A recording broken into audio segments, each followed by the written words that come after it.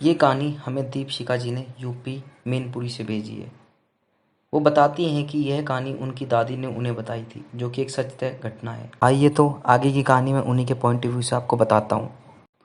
उनकी गली में रोज़ देर रात जो आवाज़ आती है उसके बारे में दीपशिखा जी ने अपनी नानी से पूछा।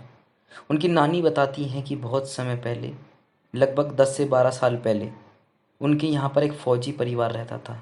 फ़ौजी परिवार यानी कि एक अंकल थे, वो भी फ़ौज में थे, उनका बेटा था, वो भी फ़ौज में था। पर उनकी अंकल की वाइफ़ जो थी थोड़ी लालची थी, तो उन्होंने अपने जो लड़के की शादी करी एक लड़की की जो कि गरीब परिवार से थी। दहेज ना देने के कारण वो लोग उन्हें रोज़ टॉर्चर करते थे।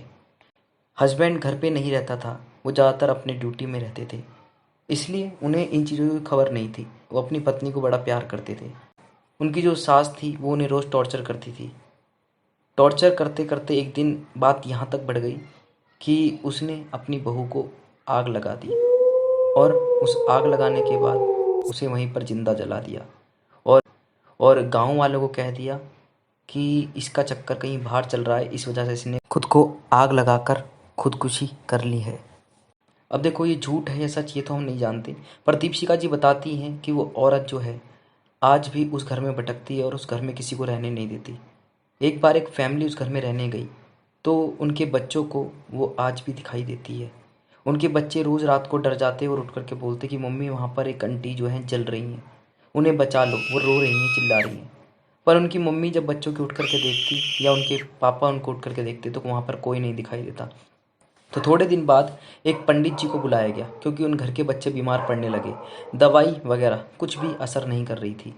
तो जब पंडित जी उनके घर पर आए तो उन्होंने बताया कि यहाँ पर ऐसे ऐसे कोई औरत को जला करके मारा गया था और उसी की आत्मा यहाँ पर आप लोगों को परेशान कर रही है। पर आपके बच्चे जो कि हैं आपके साथ पूजा पाठ में बैठते हैं और देर शाम आपके यहाँ भजन आरती कीर्तन आप लोग करते हैं, इस वजह से वो आप लोगों को कोई नुकसान नहीं पहुँचाई, नहीं तो आज जो है आपके बच्चे जीवित नहीं रहते।